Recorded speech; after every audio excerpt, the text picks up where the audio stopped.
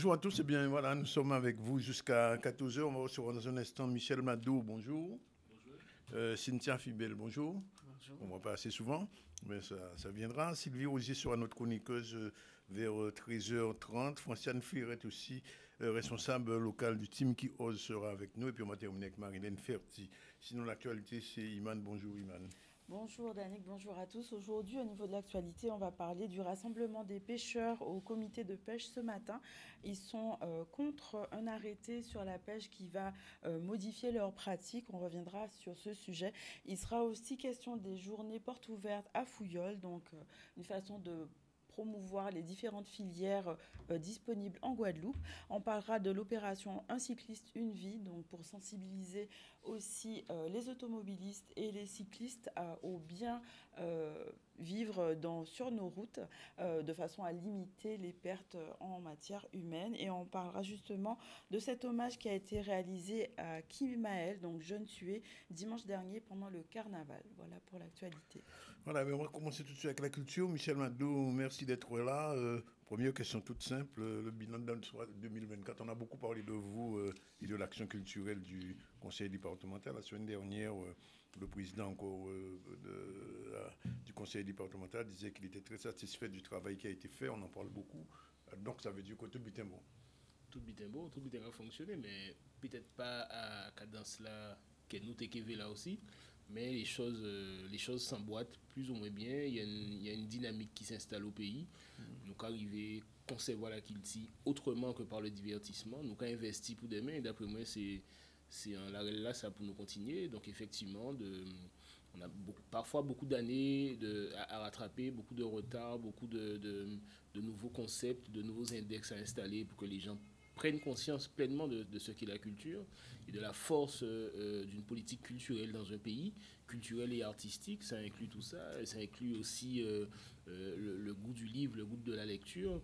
Donc on a pensé que jeudi là, nous arriver à comprendre les vrais enjeux, qu'on a dit, et nous avons essayé de gommer tant bien que mal et pour pouvoir changer les habitudes et installer de nouveaux réflexes et promouvoir vraiment une vraie politique culturelle en Guadeloupe. Et on réussit plus ou moins bien. Voilà. Alors, Cynthia Fimbel, quand j'entends ce que dit Madou, ça veut dire que votre agenda va être très lourd en tant que sous-directrice au pôle des politiques culturelles. On dira peut-être pas un agenda lourd, mais un agenda vivant et vibrant, comme le quotidien. Puisqu'il parlait d'index, et je crois que c'est important aussi d'avoir des indicateurs de réussite sur les enjeux et perspectives d'une politique culturelle et de l'asseoir pour la totalité des publics qui font la Guadeloupe. Alors, au vu de tout ce qui se dit, qui va se faire, quelle va être votre priorité? Ben là, je pense qu'une des grandes priorités, c'est la diversification de ce qu'on va appeler les publics en général, mais j'ai plutôt envie de parler des habitants, de la population et d'être au plus proche d'eux. Souvent, il est question de parler de public empêché. Je pense qu'il n'y a pas de public empêché s'il y a une offre qui est adaptée à eux. Et donc, c'est arriver à ôter cette notion d'empêchement et de faire en sorte que tous les habitants de Guadeloupe puissent être portés justement par cette politique culturelle et par les actions qui seront à la fois diverses et pluridisciplinaires aussi, et qui touchent à la fois, le président de commission, M. Mado, parlait justement de l'événementiel, mais au-delà de ça, qu'est-ce qu'on fait de nos savoirs, qu'est-ce qu'on fait de ce qu'on a de bien commun, comment on fait pays, comme dit le président lui-même, et comment on rêve à partir de la Guadeloupe et comment on rayonne au-delà de la Guadeloupe. C'est-à-dire que le champ culturel de la Guadeloupe ne s'arrête pas à ses rives. Et une des priorités, c'est ça aussi, c'est de montrer comment il y a ce bouillonnement, mais comment il est actif, toujours dans l'aller-retour.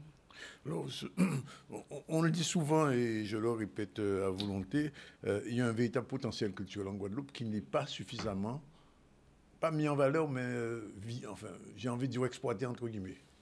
Non, je pense que c'est une question de structuration et de nouvelles méthodes, de nouvelles pratiques.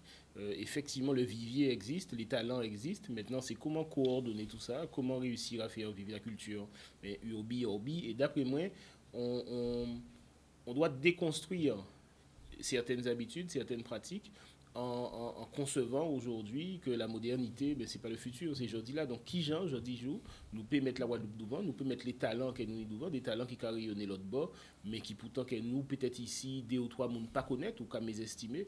Donc, mais je suis optimiste, je suis profondément optimiste parce que l'action publique aujourd'hui va dans ce sens. J'ai envie de dire, de toutes les politiques publiques qu'on puisse concevoir, je crois que la culture, c'est celle qui fait consensus, aussi bien au niveau des deux collectivités majeures, régions et départements, où avec le président Nelson, on a de très bons rapports et on a une vision de construction que l'on partage.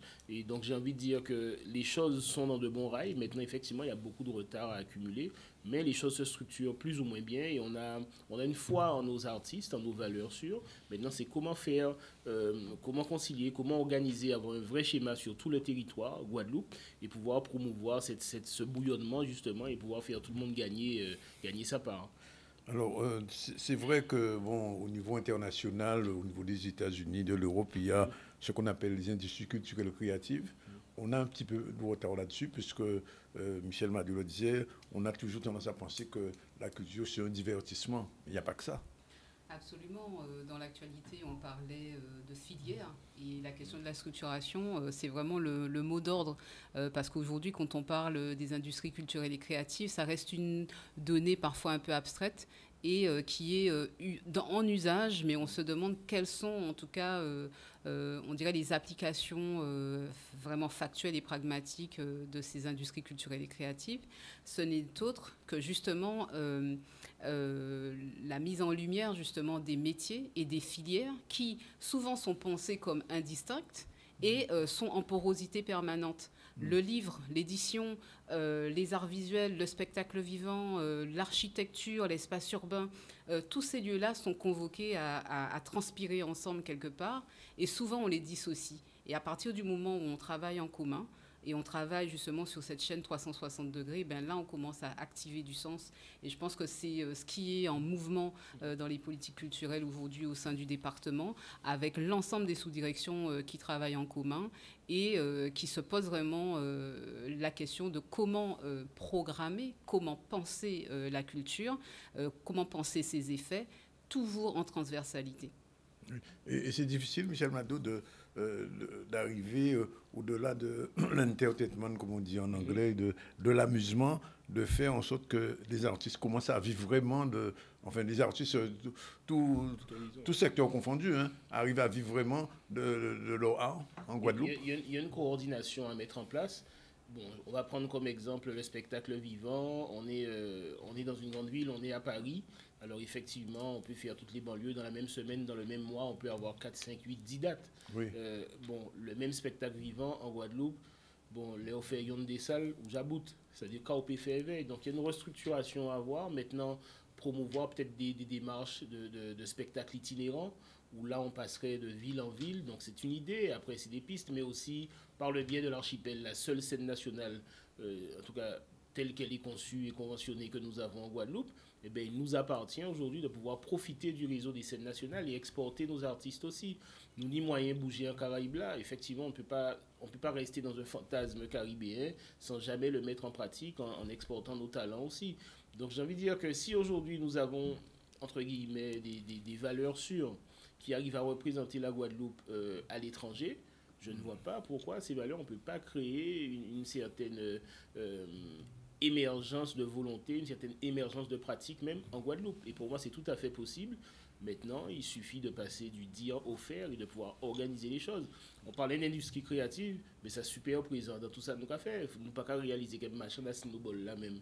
Effectivement, son l'argent qu'a fait à chaque spectacle. Ça veut dire que le milieu du spectacle, le milieu de l'art et de la culture, c'est quelque chose qui est éminemment en ébullition et qui rapporte. Maintenant, comment structurer tout cela pour qu'effectivement, que chacun gagne sa part et qu'on puisse construire et avoir marche après marche, mais créer une vraie économie, un vrai système en Guadeloupe. C'est tout à fait possible. Nous avons subventionné des départs dans l'école de danse, l'autre bord, nous avons subventionné toutes sortes de départs de tous côtés. Donc effectivement, à un moment donné, il faut que l'on structure les choses en Guadeloupe même, quoi. Mais alors, je prends un exemple concret. Il y a 2 ou 3 semaines, M. Géonidi est venu ici fêter le 100e la centième de circuler. Oui. Donc ça veut dire que cette pièce-là, finalement, elle a circulé. C'est vraiment le cas de le dire. Donc ça signifie que, bon, je ne dis pas qu'il y a un grand réseau de distribution, de production, enfin de visualisation des pièces ou des spectacles, mais un spectacle one-shot maintenant, ça, on ne peut plus tenir avec ça. Un artiste ne peut plus tenir avec un one-shot. Mais je ne sais même pas si c'est souhaitable, si c'est viable économiquement. Oui. Je veux dire, nous nions une trentaine de communes, mais qu'est-ce qui nous empêche aujourd'hui et on parle souvent de démocratiser la culture. Je pense que la première étape, c'est ça. Et comme le disait Cynthia, effectivement, c'est à nous d'amener l'art, la production artistique. C'est à nous d'amener la culture, le non-non, mais de l'amener au plus proche. Donc ça veut dire que déjà, un artiste en Guadeloupe peut faire déjà 30 prestations assez rapidement. S'il contacte les 30 communes canonies, entre guillemets, façon de parler, il peut déjà se déplacer. Maintenant, il faut organiser tout cela et avoir des bonnes personnes aux bonnes places, comprendre que c'est un métier déjà. Donc, effectivement, c'est pas l'artiste d'aller démarcher, d'aller faire son book et tout ça. Donc, il y a une organisation à avoir, que les collectivités soient en appui, mais qu'elles ne soient pas non plus en même temps moteur artistique d'un produit. Oui. Donc là, il y a de vraies démarches à concevoir. Je pense qu'on touche du doigt à quelque chose de positif et de rassurant, c'est-à-dire que ça vit, la culture vit aujourd'hui, et maintenant, il y a de l'espoir. Donc tant qu'il y a de l'espoir, maintenant, c'est de réussir à combiner tout cela et faire chacun travailler, quoi. Alors l'autre exemple, c'est le carnaval, qui est la plus grosse manifestation populaire de la Guadeloupe. Je dis souvent, si ça déplace environ 100 000 personnes par an, si on mettait 1 euro par personne, 100 000 euros, t'es 40 euros. Bon, bref. En ce moment, il y a le carnaval, il y a 2 bateaux touristes qui sont dans la rade et qui sont venus aussi pour le carnaval. Alors, le problème qu'il y a, c'est, est-ce qu'un jour il y aura, je sais pas, moi, enfin, je pose la question comme ça, un pôle de développement des industries culturelles créatives, c'est-à-dire au sein de votre structure-là, arriver à ça, parce que c'est la structuration dont tu parles, c'est ça? Oui, on tend vers cela. Maintenant, il y a autre chose. Il ne faut pas qu'il y ait des déperditions, ni d'énergie, ni de fonds. Oui. Par exemple, le carnaval, j'ai envie de dire, très honnêtement, je pense qu'on est peut-être à 2 millions de subventions ou d'aides par an. Ouais. Minima, j'ai envie de dire. Quand on voit ce que les EPCI amènent, les différentes collectivités, les villes même, comment elles subventionnent les différentes associations carnavalesques, les groupements et les mouvements culturels. Donc, il y a beaucoup d'argent qui circule, qui est injecté. Maintenant, comment en faire une vraie économie, là, c'est autre chose. Donc, c'est vrai qu'on parle souvent du carnaval de Trinidad, on parle souvent du Brésil, on a toutes sortes d'exemples. Même dans Antigua, à côté. Même dans Antigua, effectivement, même Sainte-Martine, on a beaucoup d'exemples. Mais aujourd'hui, je pense que, fort d'un carnaval qui est relativement unique, qui est unique quelque part, celui de la Guadeloupe, vraiment unique, qui est vraiment unique, je pense qu'il faut aujourd'hui qu'on arrive à rassembler toutes les forces en termes de subventions et qu'on arrive à comment accompagner, à cette conclusion, comment accompagner le carnaval de manière efficiente et intelligente en Guadeloupe. À pas tout dire, subvention pas là, saupoudrer pas là. Quelle réelle économie on veut en faire, on peut en faire, et maintenant forcément ça aura un rayonnement touristique. Ça veut dire que l'année carnaval, il faut de tous côtés, là où vient dans l'institution, là où vient l'aéroport, il faut savoir que là où à dans période qui clé, c'est le carnaval. Donc il y a une vraie démarche, une vraie réflexion à avoir sur le carnaval, mais aussi sur toutes nos autres directions qu'on peut prendre culturellement. Oui. Mais l'espoir pas mort, mais sauf qu'il faut nous, au moment, ciser, et vrai qu'il vient nous stratégiser tout ça. Quoi. Et si je puis appuyer sur la question du carnaval, on est exactement dans l'année France-Brésil, où il va y avoir plein de projets culturels qui vont s'activer, notamment sur ces mémoires, je dirais, le legs du carnaval, quelle est son historicité, qu'est-ce que ça trimballe, Kakimas. Et donc, toutes ces rencontres-là aussi, c'est comment on va activer notre travail de veille pour créer des espaces de collaboration. Oui. Et là, on arrive aussi sur des choses très concrètes en termes de mise en œuvre. Alors, en termes de choses concrètes, on a un gros problème en Guadeloupe, ce problème du timing. C'est-à-dire, le même jour, tu as 5 manifestations d'envergure ou de moins d'envergure qui se font parce qu'un tel avait fait taille là, un tel avait fait taille là, et il n'y a pas d'agenda. Alors, résultat, tu as une grosse manifestation avec 50 personnes, une autre manifestation avec 50 personnes, alors que, est-ce que là aussi, la structuration s'impose d'autre manière? Oui, mais en fait, moi, on n'a pas qu'à penser que c'est un problème qui est automatique. À savoir, il n'y a pas de déséquilibre de base. Si on fait un spectacle à Anse-Bertrand ou Port-Louis, et en même temps qu'il y a un spectacle à Basse-Terre. Ah non, mais ça, oui. Ça, oui, pour moi, ça oui. peut être une stratégie, justement, de pouvoir animer tout le territoire. Oui. Maintenant, faire 2 gros spectacles, ou a priori du même profil, avec les mêmes publics, la même fibre, là, je dis juste sur un petit territoire où on peut s'entendre. Oui. Mais on en parlait l'autre jour avec le président Losbar, justement, nous t'ai dit, nous, mais les lieux de diffusion en Guadeloupe, allons recenser les lieux de diffusion. Assez étrangement, et nous t'es surpris, enfin, nous t'es surpris, il y a pratiquement une salle par ville. Ouais. Pratiquement une salle qui va d'une jauge de 80, 150 jusqu'à 400 pour l'Oison et peut-être le ciné-théâtre. Donc ça veut dire que si on veut faire un vrai schéma de diffusion et de performance sur le territoire, c'est complètement possible. Ce sont des choses qui s'établissent et qu'on sorte un peu des conventionnements et des mauvaises habitudes. Et aussi, on doit aller plus loin. Et là, on parle par exemple du tourisme. Qui j'en expliqué qu'il n'y a ni des touristes qui viennent, ni des lieux culturels qui ferment. Donc là, c'est un combat que nous avons essayé de faire aussi. Pour que, par exemple, les samedis et les dimanches, mais que les gens l'autre bord qui viennent en Guadeloupe peuvent profiter de ces lieux culturels-là, mais indépendamment de ça, que les Guadeloupéens même qui travaillent la semaine, que les samedis et dimanches, ils peuvent aller dans un musée en Guadeloupe.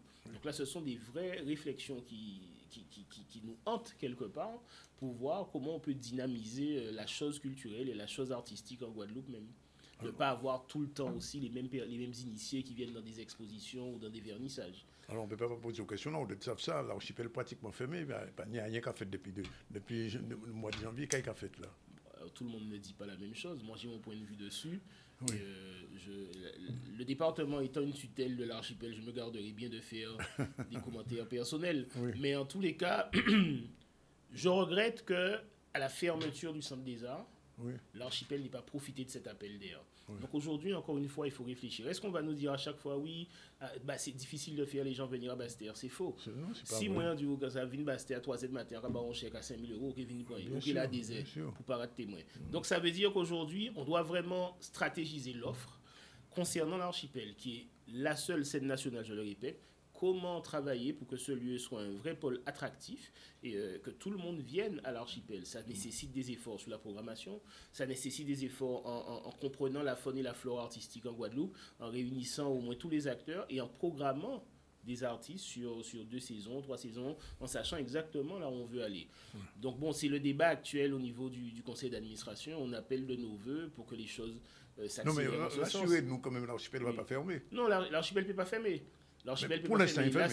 Oui, parce qu'il y avait des travaux qui devaient être faits. Là, je pense que les travaux vont être livrés. C'était prévu cette semaine, donc peut-être que les travaux sur la scène même vont être livrés assez rapidement. On connaît les retards qu'il peut y avoir. Mais en tous les cas, il est important que ce lieu de diffusion, ce lieu de promotion culturelle, ce lieu de création aussi, puis qu'il peut servir de résidence, soit de nouveau en ordre de bataille, parce que c'est censé être le vaisseau amiral de la culture en Guadeloupe, depuis la fermeture du Centre des Arts. Et force est de constater que ça ne l'est pas. C'est peut-être un de nos échecs. Je le dis personnellement, je n'ai pas de problème avec ça. Mais maintenant, aujourd'hui, il faut un vidéocarbone qu'Ochidomi doit être, qui j'en nous peut restructurer les choses pour que les artistes guadeloupéens même profitent de nouveau de l'archipel et que l'archipel puisse exporter aussi. C'est pas tout d'avoir les créations ici, mais une scène comme celle-là doit permettre d'exporter dans la Caraïbe et même dans la France même aussi. Pour 2025, Vibration est programmée déjà? Alors peut-être, et ça tombe bien parce que c'était un an jour pour jour. Hein. Mais oui, c'est le 20 janvier, c'est un superbe événement et en termes de valorisation de ces musiques dites urbaines, et en tout cas reggae, dancehall et ragamuffin. Donc on réfléchit. Soit peut-être nous qui décaler aux grandes vacances, ou sinon nous qui fait sous forme de biennale. Donc il faut nous réfléchir à si ça est assez vite nous qui fixé, parce que l'année 2025 qui est chargé lorsqu'on met éventuellement Vibration, aussi les teasers doux que l'on fait de manière mensuelle, aussi on a les créations hybrides, les résidences de création hybride et d'autres projets encore.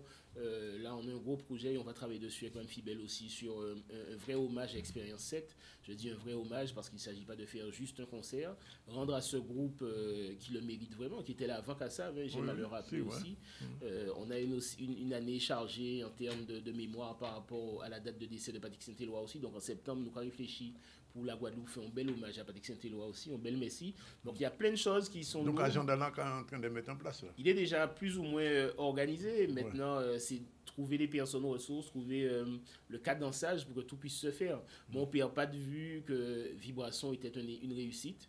Et qui, Jean, nous peut bailler ballon à, c'est-à-dire soit effectivement qu'on dit en juillet, ou sinon l'année prochaine, et c'est que tous les 2 ans. Écoutez, je vous remercie. Cynthia, peut-être un dernier mot avant. C'est la première fois que tu viens chez nous depuis très très longtemps. Alors on te donne un dernier mot. Non, le mot, en fait, c'est surtout l'impulsion qui est lancée aujourd'hui au sein du Conseil départemental et des politiques culturelles et plus largement les autres sous-directions. J'ai envie de dire, c'est plus qu'un défi, mais cet engagement à être vraiment aux côtés de la population et à être sur une offre plurielle. Et on le voit déjà, ne serait-ce que sur le site de Beau Soleil à Basse-Terre, il le disait, moun qui descend de Basse-Terre, Basse-Terre pas si loin que ça. Donc, on a cette expression-là, on va descendre juste Basse-Terre. C'est ça, il y a le fond d'art contemporain aussi qui va reprendre un petit peu ces couleurs, si on veut, et ces publics. Oui. Donc tout ça, ce sont des rendez-vous auxquels on appelle la population et on demande de suivre activement les réseaux donc, travail derrière pour du Conseil départemental. Bon, bonne année culturelle pour 2025. Et on le fait, c'est... De toute façon, ça veut... Michel n'a pas... C'est la dernière fois qu'on va venir ici, on a ça? Non, on a venu assez souvent, mais je profite de l'occasion. Je suis très, très content de la présence de Cynthia Fibel au sein de cette direction. Oui. Parce que c'est vrai que Cynthia elle-même, qui est une artiste, oui, bien sûr, bien sûr. On n'a même pas parlé aujourd'hui. Mais voilà, mais c'est important aujourd'hui d'avoir les bonnes personnes aux bonnes places, ce qui permet d'avoir une vision, mais en termes de perspective, on sait exactement là où on doit aller. Et pour quelles raisons. Et la vision qu'elle a, la conception de la chose politique, en tous les cas de la chose publique, politique, culturelle, eh ben, elle est très réjouissante et elle est très rassurante. Et donc on salue aussi l'arrivée de Mme Bonnet qui est avec nous, responsable du Fonds d'art, chargée de mission du Fonds d'art. On a Mme Carole Venitolo aussi qui nous a rejoint dans une perspective notamment de partenariat public-privé. Donc les choses s'organisent et Cynthia en sous-direction de l'action culturelle, je crois que c'est rassurant pour toutes les démarches qui seront les nôtres, tous les événements qui seront les nôtres, en termes de festival, en termes de création, en termes de politique archéologique aussi, il y a une vraie réflexion à mener, la gestion des forts par exemple. Donc là, les choses prennent un élan et c'est très rassurant d'avoir les personnes idoines à nos côtés pour avancer. Et j'ai envie de dire que c'est bien dans ces postes-là d'avoir des artistes, finalement. Je ne sais pas si c'est toujours rassurant, parce que l'artiste, par définition, il a une sensibilité. Il y a différents profils. Voilà. Après, c'est vrai que moi, je viens de la filière artistique. C'est mon premier amour, mais je viens aussi de l'ingénierie de projet culturel. Voilà. Donc, les identités de territoire et les projets dans leur stratégie globale. Non, mais c'est rassurant pour les artistes aussi, d'avoir des artistes qui connaissent et qui voient un petit peu les problématiques qui se posent. Donc, c'est en ce sens que je dis ça. Donc, welcome. À bientôt. Voilà, il est 12h59. On a le temps d'aller rapidement à Fouillol voir le JPO. On va parler, du JPO. Donc, les journées portes ouvertes à Fouillol. L'université a ouvert ses portes et a organisé ses traditionnelles portes ouvertes, un événement qui permet aux lycéens, étudiants et à leurs familles de voir les différentes filières proposées. On voit un reportage d'Olivier Moralel qui était parmi eux pour cette journée. À bientôt. Alors, l'objectif de cette journée portes ouvertes, c'est de présenter au grand public et surtout aux lycéens l'offre de formation sur le pôle Guadeloupe à l'Université des Antilles. Donc l'idée, c'est de les accueillir, de présenter pour chacun les formations que l'on dispense, qu'on puisse les accompagner. On a également les services universitaires de l'université qui sont présents pour pouvoir les guider. On a les associations étudiantes également, donc souvent les étudiants peuvent guider les futurs étudiants. Donc nous avons 2 journées, aujourd'hui samedi 18 janvier, mais également le vendredi 31 janvier sur le campus du Camp Jacob à Saint-Claude. Cette vie étudiante, elle est devenue énormément riche cette année. Elle avait perdu un peu au niveau de la période Covid. Et là, vraiment, les associations, la vie universitaire a repris du galon. Là, les associations sont devenues de plus en plus riches et sont prêtes en fait, à accompagner les étudiants sur leur vie étudiante, leur vie universitaire. Je suis guadeloupéen de nature et du coup je suis attaché à mon île et continuer mes études au sein de mon île est quelque chose d'important pour continuer à valoriser le territoire. Moi c'est pareil, j'ai vu la formation sur Parcoursup, ça m'a intéressé et c'était en Guadeloupe donc j'ai saisi l'opportunité et je suis venue, je suis restée à Fouillol. On a des professeurs qui sont très encourageants, très formateurs. On est tous les deux actuellement en master, donc ça veut dire qu'on a... Ah oui. on a... On a pas mal bossé quand même. On a pas mal bossé, du coup on est attaché. On a eu des profs qui nous ont aidés, qui nous ont soutenus. Notre université est pluridisciplinaire, donc on peut retrouver des formations dans le domaine sportif, des formations de santé, des formations professionnelles et technologiques, des formations en sciences sociales, en sciences juridiques, en économie, mais également des formations en mathématiques, informatique, physique, chimie. On a également des formations en ingénierie. Mais nous avons également des formations pour les adultes, pour les demandeurs d'emploi, pour les salariés, au bureau de la formation continue et de l'apprentissage. Donc, et également ceux qui souhaitent avoir l'équivalence du bac, nous dispensons également des formations de ce type. Cette année, on a fait le focus vraiment sur tous les métiers liés à la préservation du littoral. Donc là, on forme des cadres, vraiment des cadres au niveau national, donc pour pouvoir être opérationnel tout de suite, donc soit dans le maritime, soit dans le tourisme, tout ce qui est lié à l'économie bleue, aux différents métiers de la mer.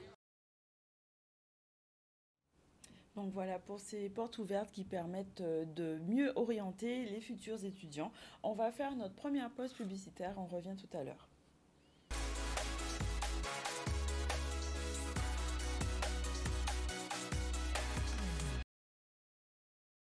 La deuxième séquence du ZCL News, on accueille les gens qui nous reçoivent en ce moment, qui ont quitté tel média pour venir sur le ZCL.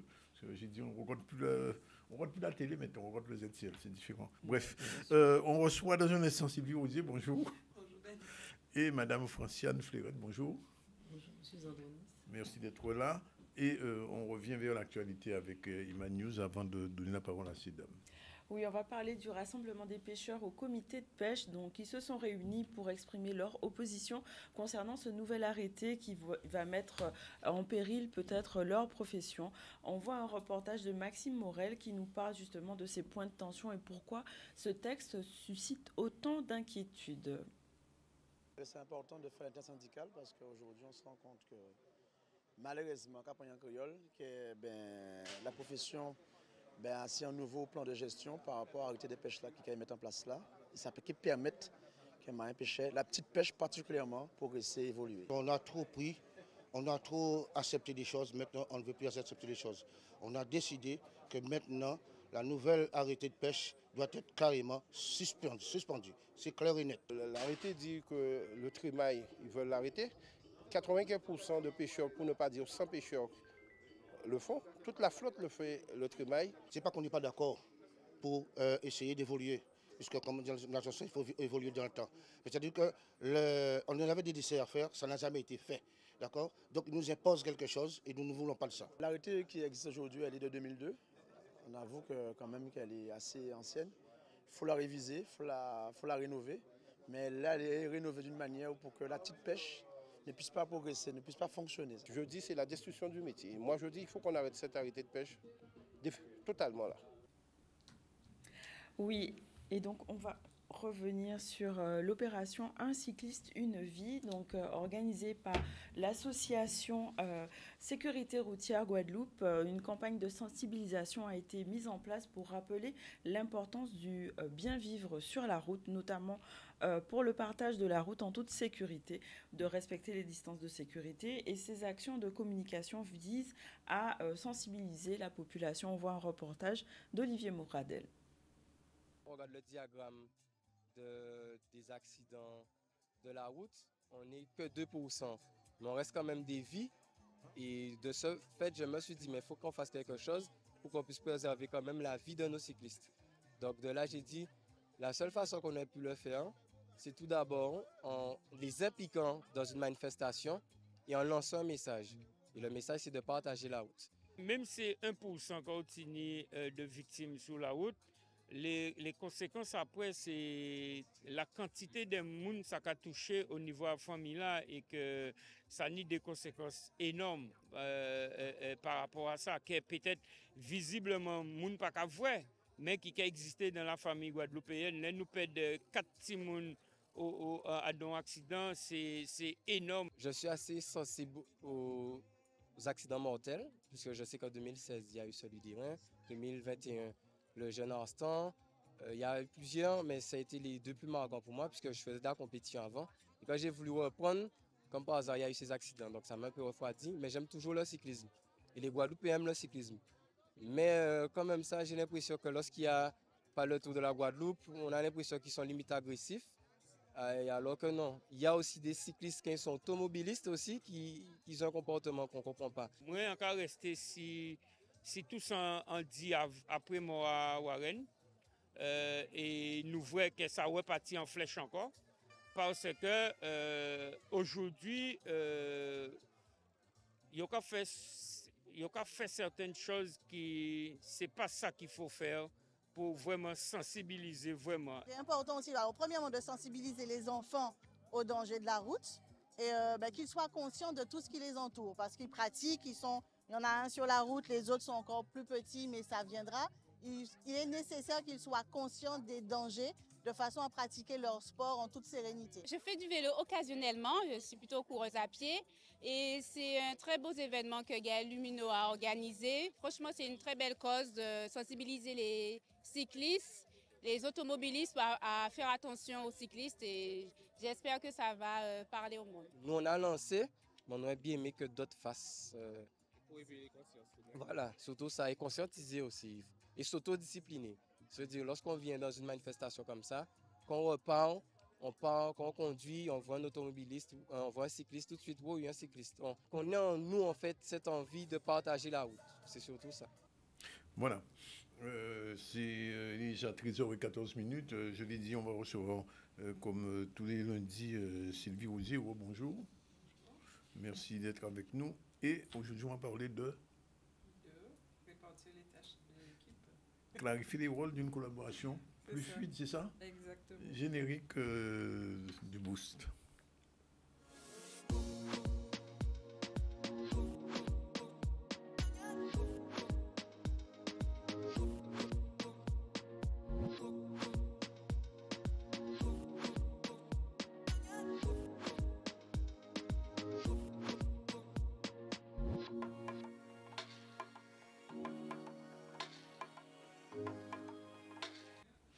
Sylvie, c'est quand même curieux, dans une équipe, tout le monde sait un principe sur que tout le monde doit faire, pourtant quelquefois ça ne fonctionne pas. Pourquoi? Ben oui, parce que des fois les tâches sont mal réparties, ou en tout cas c'est pas dit ou écrit implicitement, donc des fois les tâches se chevauchent, ou les responsables ont tendance à faire appel toujours aux mêmes personnes parce qu'ils sont plus efficaces, et donc cette personne peut après se dire mais pourquoi c'est toujours moi qui dois réaliser telle ou telle tâche, et puis ça peut créer de la démotivation.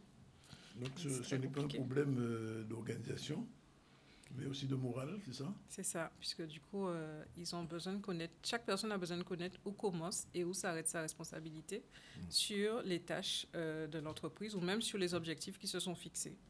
Mais alors, comment on s'y prend pour clarifier ces fameux rôles? Du coup, on peut avoir une méthode.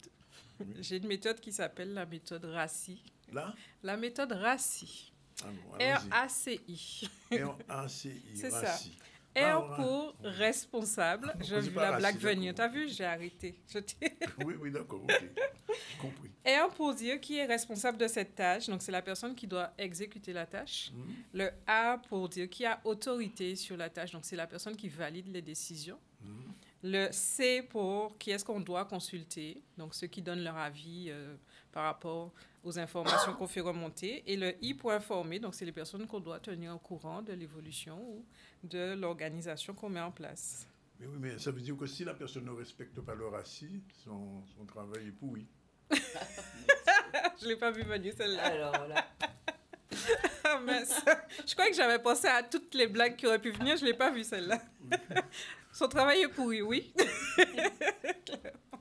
Clairement. Et c'est pour ça que ça doit être écrit et qu'il doit y avoir des éléments, des documents participatifs, collaboratifs, où tout le monde a accès. Ça peut tout simplement être un document Excel partagé. Dans le tableau, on a à côté le nom de chaque personne en fonction de leur responsabilité, de ce qu'ils ont à faire pour créer le cadre et garder le cadre qu'on veut créer avec, autour du projet. J'ai envie de dire... bon, c'est vrai, c'est bien beau, mais est-ce que réellement ça fonctionne? Est-ce que tu as des exemples concrets de RACI qui fonctionnent bien? Oui, ça fonctionne, mais comme je dis, il faut... déjà, quand on met en place, on veut mettre en place la méthode, encore une fois, il faut rencontrer toute l'équipe, se mettre d'accord sur comment on va travailler ensemble avec cette méthode-là, autour de quel projet, de quelle tâche, puisque c'est important que tout le monde soit informé déjà pour commencer et que tout le monde sache exactement où commence et où s'arrête sa responsabilité. Oui. Et on met en place des rencontres régulières pour faire le point sur ce qui fonctionne pas, ou qui n'a pas bien marché, ou qui bloque, pour ajuster, du coup, l'organisation qu'on a établie ensemble. Alors, est-ce qu'il y a, je ne vais pas dire une recette magique, mais enfin un bonus pour que ça fonctionne à tous les coups? Il n'y a pas de recette magique, mais tout est dans la collaboration, dans l'écoute, le partage et surtout une communication ouverte entre tous les membres de l'équipe. Oui. Sans forcément avoir un blocage par rapport à la hiérarchie. Il faut que tout le monde puisse s'exprimer, qu'il puisse partager ses idées et qu'il puisse dire aussi, moi je pense que ça ne marche pas parce que, sans avoir peur de vexer ou d'avoir un problème avec son chef parce qu'il a osé exprimer son avis. Donc, oui, oui, c'est comme les fondations d'une maison, c'est ça. Ça. Si tu n'es pas bien structuré, le carré sol, oui. À un moment ou à un autre, il y a quelque chose qui risque de s'effondrer. Oui, oui, c'est ça. Bon, non. Il faut définir les rôles, c'est ça? Il faut définir les rôles. Et donc voilà, ça crée la fondation, comme tu dis, et puis ça crée la fondation, les murs, les fenêtres, les portes. Chaque personne a son rôle. Chaque personne sait exactement ce qu'il a à faire. Ou s'il doit être juste informé, il sera juste informé, il pourra donner son avis. Et donc c'est important. Oui. Alors, c'est la fin de la politique, mais j'ai quand même une question à poser. Ça veut dire que tout le monde est bon, alors. Mais tout le monde est bon dans quelque chose. Mais bien sûr, tout le monde a une compétence. On en a parlé la semaine dernière, de faire le point sur les compétences de chacun.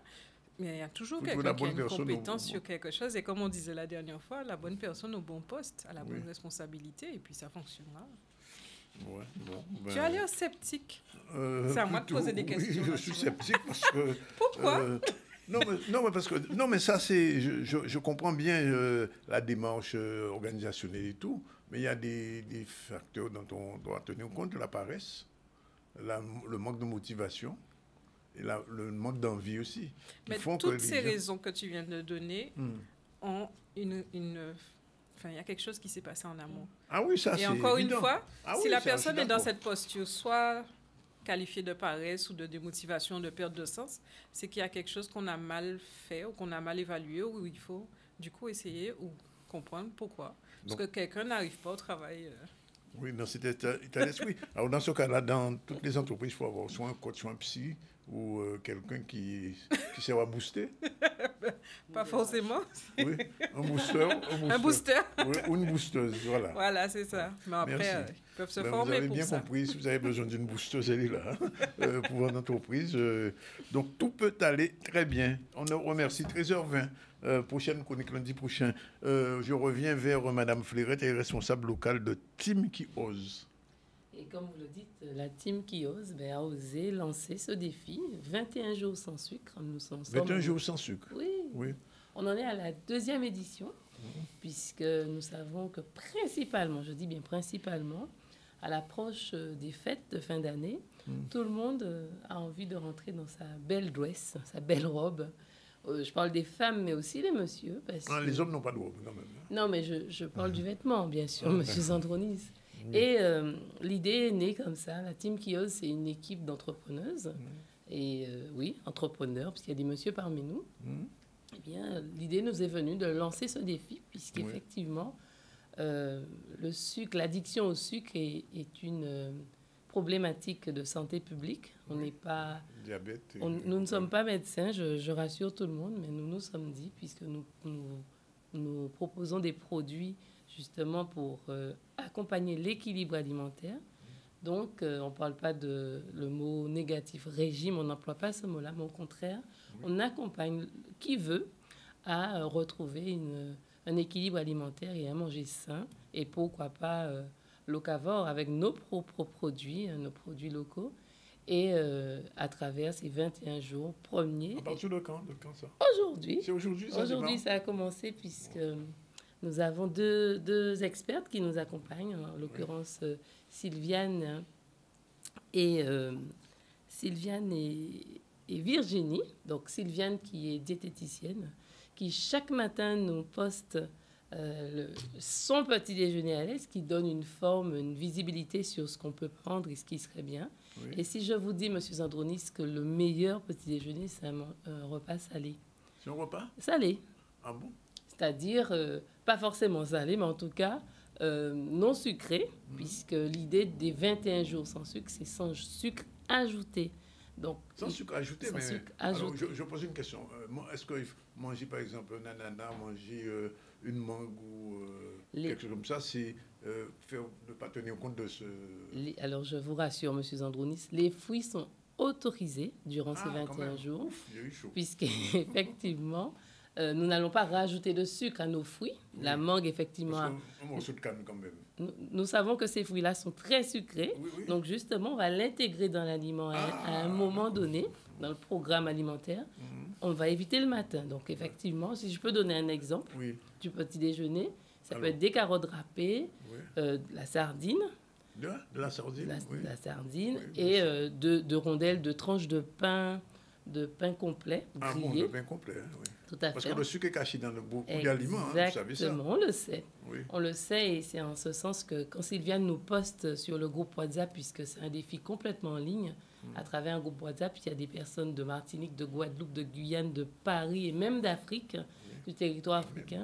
Donc le matin, elle nous poste, alors le matin pour nous, en zone anti-Guyane bien sûr, elle nous poste ses idées et de petit déjeuner, à midi aussi, et le soir pour avoir une idée de comment composer cette assiette pour manger sain et passer sa journée agréablement. Quel objectif? L'objectif, justement, c'est de permettre à qui veut, puisque nous sommes plus de 1000 sur ce groupe WhatsApp depuis hier. Hier, 19h, le groupe a été fermé. Oui. Et c'est permettre à tout le monde de retrouver une réduction d'apport en sucre supplémentaire dans son quotidien. Oui. Alors, j'imagine qu'il ne faut pas boire les boissons Jean Coca-Cola. On ne va pas faire de pub, effectivement. Non. Mais les personnes qui peuvent éviter, je peux prendre mon exemple sans parler de moi directement. Oui, je ne bois pas de boissons pétillantes. Bravo, comme madame. Ce que vous avez cité, je vous encourage à continuer. Depuis août 2018. Bravo, continuez. Et s'il y a d'autres personnes qui peuvent suivre votre exemple, je les encourage aussi. Mais sincèrement... Parce que c'est mortel. Exactement, vous le savez. Je suis pas... Je n'ai professionnel de santé pour donner tous les exemples de maladies que le sucre peut procurer. Mais en tout cas, il y en a un qui sévit dans notre territoire, qui est le cancer de quel qu'il soit, de la partie du corps. Et nous savons, alors j'ai une sœur infirmière qui répète que le sucre, c'est, comment elle a dit ça? Bonbon, je ne sais plus, mais énergie en tout cas, à maladie là, ça. Donc, évitez le sucre le plus possible dans votre quotidien. C'est le mieux qu'on puisse faire. D'accord. Donc, le 9 février, on fera le bilan? Le 9 février, nous ferons le bilan. Oui. Et effectivement, nous sommes accompagnés. Les gens du groupe suivent réellement ce que vous donnez? Alors, j'entends votre question. C'est celle, est-ce que si j'ai pris un gâteau, j'ai envie de me faire plaisir? J'ai le droit de me faire plaisir si j'ai envie de prendre un gâteau sucré. Parce que c'est un moyen, justement, de vérifier quelle est, lorsque j'ai une charge émotionnelle, quelle est à quel moment je prends du sucre ou autre chose. Mais en tout cas, comme nous parlons du sucre, et ça permet justement de nous rendre compte que quand j'ai une émotion forte, j'ai rencontré une difficulté, quelle que soit au travail, en famille, en association. Si je prends du sucre, c'est que je suis addict au sucre par rapport à telle émotion. Et donc, nos deux expertes, donc Sylviane et Virginie, sont là pour nous accompagner justement sur les questions qui sont posées dans le groupe à des moments précis, puisque nous travaillons. Donc, ce groupe est franchement sur la première édition. Les personnes qui ont participé ont beaucoup apprécié et ont respecté toutes les plages qui ont été proposées pour les questions, pour attendre la proposition de repas et autres. Et alors, Madame Ferret, il va falloir peut-être ouvrir un deuxième groupe. Sur le premier, j'ai saturé de sucre. Non pas de sucre, de personnes. Donc, objectif là. Vous ne croirez pas si bien dire, effectivement. Sur cette édition, nous avons ouvert un deuxième groupe. Ah, voilà. Puisque WhatsApp a ses avantages, mais aussi ses limites. Nous avons atteint à aujourd'hui, sur le premier groupe, 1015 participants. Et le deuxième est en train de se restructurer. Oui. Donc oui, avec une coordinatrice que j'aimerais nommer un booster, puisque nous avons reçu un booster sur l'organisation du travail. Mais nous en avons une dans cette équipe qui ose, la team qui ose, qui est Sabrina Benito Espinal, une Guadeloupéenne bien connue de son nom, oui, je la connais très bien. Qui anime avec toute son énergie cette équipe et bien sûr, nous prenons plaisir à passer du bon temps. Posez la question quand même à votre diététicienne coordinatrice. Oui. Demandez-lui sucre et le miel. Alors, est-ce que le miel rentre dans cette catégorie ou pas? Parce que quelquefois on dit c'est mieux de remplacer le sucre par du miel. Alors, ce que je vous propose, pour bien répondre à la question, je poserai la question, mais de ce que nous a déjà dit Sylviane, pendant ces 21 jours, on évite le miel. On évite le miel aussi. Bon, ben d'accord. Non, mais c'était pour savoir. OK. Bon, ben on a pris mot. Eh ben, le 9 février, on va vous recevoir ou une diététicienne avec vous pour faire le bilan un petit peu de avec grand plaisir. 21 jours sans sucre. Avec grand plaisir, monsieur. Sans Coca-Cola. Merci de nous accueillir. Sans limonade originaire, sans rien du tout. Bien, voilà, il est 13h28. On a le temps, non. On va reprendre l'information tout à l'heure. On libère ces deux personnes. Et puis, on se retrouve tout à l'heure pour la dernière séquence du ZCL avec les infos. Et on ira faire un tour à Paris, c'est ça? Oui, on ira voir la députée Bellé qui a pu rencontrer le ministre Valls, donc avec Maurice Cessé. Eh bien, à tout de suite.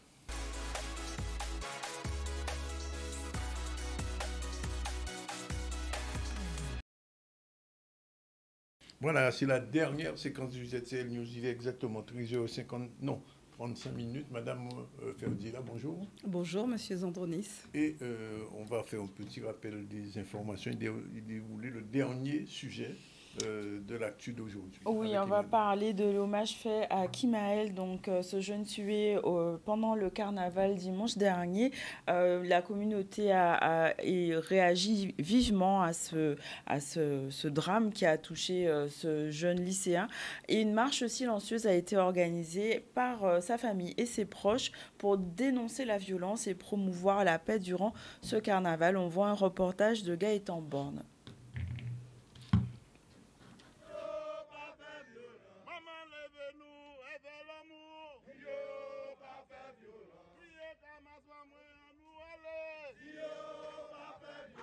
S'il vous plaît, parlez à vos enfants. Donnez une éducation correcte à vos enfants.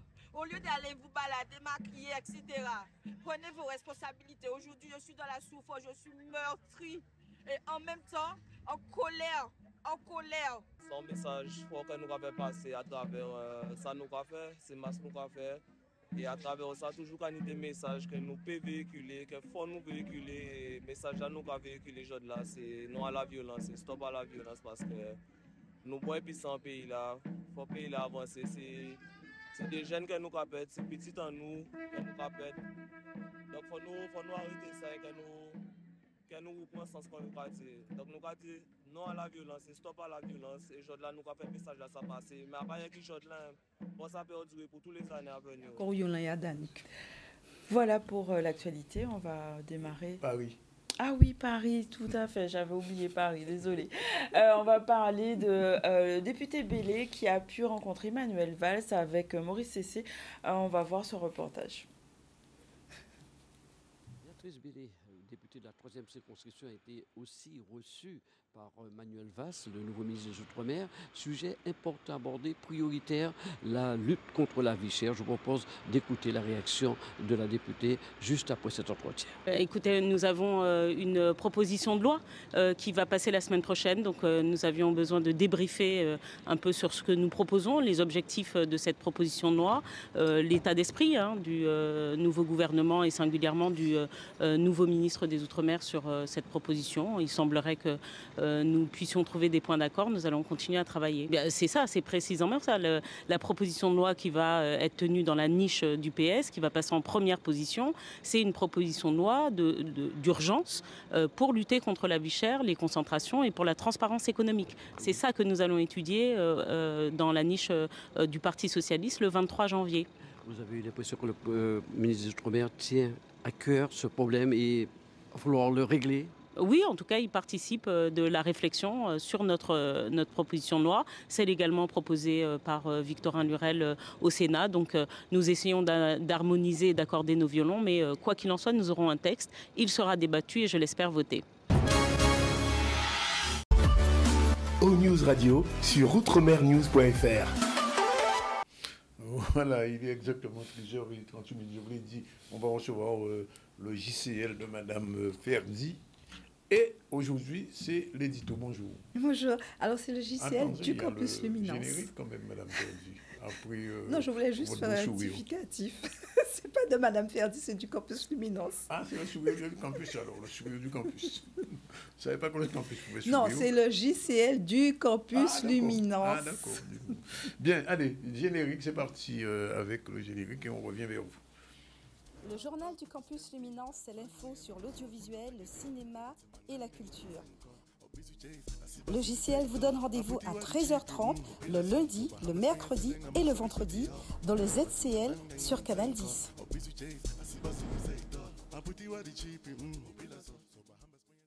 Voilà, eh bien, on va y aller. Et donc, TikTok était l'actualité aujourd'hui, mais en même temps, c'est la désactualité. Explication, Madame. Alors déjà, le thème aujourd'hui, ça ne sera pas que du TikTok. C'est Destination USA. Parce que on assiste à un peu une trumpérisation, aussi bien des industries culturelles et créatives, mais aussi de la tech. Ah oui, TikTok a fait l'actualité, ça on le pressentait. Donc TikTok s'est arrêté le 19 janvier, exactement 12 heures. Et après 12 heures, il a repris. Donc, on rappelle pourquoi. C'est une loi de la Cour suprême qui a dit que TikTok n'est plus... avait proposé à TikTok deux conditions dans cette loi. Soit il vendait une partie... il vendait carrément aux Américains, ou soit il l'arrêtait. Le PDG de TikTok a été clair. Il a dit qu'il n'est pas question qu'il vende sa firme TikTok aux Américains. Dans ces cas-là, ils ont arrêté TikTok. Oui, dans un premier temps. Dans ce premier temps, puisque la Cour suprême était claire. Sauf que le PDG de TikTok, donc sur sa plateforme, a annoncé qu'il avait eu des engagements, qu'il avait eu Donald Trump au téléphone, qui lui avait dit, qu'il lui avait donné l'engagement qu'il fera en sorte d'étudier particulièrement TikTok et de rendre à nouveau la plateforme accessible. Alors, en effet, c'est ce qui s'est passé 12 heures après. La plateforme est accessible. Et encore mieux, Danick, c'est que le PDG de TikTok était invité. Puisque Donald Trump... Invité à quoi ? Était invité à l'investiture qui a eu lieu ce midi, là, et il était bien présent, le PDG de TikTok. Mais quand même, Danick, ce qui est surprenant, c'est que lors de la première mandature de Trump, il était d'accord pour fermer la plateforme. On a vu que les choses changent entre-temps. Qui est son conseiller à côté? Alors, je ne sais pas si c'est Elon Musk qui a influencé. Simplement... Mais il y a peut-être des opportunités. Mais il semblerait, il laisse sous-entendre Trump, qu'il va quand même proposer un deal, c'est que TikTok reste accessible au marché américain. Alors, je tiens à signaler, TikTok, c'est 178 millions d'abonnés rien qu'aux États-Unis. Aucun GAFAM ne fait ça. Non, mais Danick, aucun GAFAM ne fait ça. Je n'ai même pas besoin de connaître ailleurs. Hein. Ah non, mais c'est en Chine, ça fait Et pourtant, en Chine... C'est la Chine où il y a en effet, Danick, je peux finir, je peux. Non, mais les 150 millions des États-Unis, ça représente 18% seulement de TikTok. Non. Alors là, par contre, Danick. J'ai le chiffre. Danick. Alors, on va reprendre. On ne va pas s'emballer. Les abonnés aux USA, parce que la problématique se pose aux États-Unis, c'est 178 millions. C'est le deuxième marché après celui de la Chine. Nous, il y a l'Inde avant. Non. Les États-Unis, c'est le deuxième marché après celui de la Chine. C'est le deuxième. Je ne vous parle pas de continent, je vous parle de pays. Oui, mais je parle de l'Asie. Non, moi, je parle de pays. Si on regarde de pays à pays, c'est la Chine. Mais bon, on a 5 minutes. Il faut me laisser aller. On ne va pas discuter sur des chiffres. C'est 178 millions, ces chiffres-là, vous pouvez les trouver. Et donc, pourquoi j'insiste sur ce chiffre ? Parce que ça crée des appétits. Vous avez compris que derrière tout ce rapport de force, qu'est-ce qu'on reproche à TikTok ? Eh bien, c'est que TikTok est un peu l'espion de la Chine. On soupçonne qu'il récupère des données privées de ses fameux abonnés américains. Je vous dis ce que la Cour suprême, les Américains, le gouvernement reproche, Biden, je parle du gouvernement Biden, reproche à TikTok de récupérer des données de ses abonnés des données personnelles et pour les transmettre au gouvernement chinois. Alors, il n'y a pas que le gouvernement américain, tous les gouvernements occidentaux reprochent, y compris la France, y compris aussi en Guadeloupe. Moi, on entend aussi ce discours-là de certaines de nos politiques en Guadeloupe.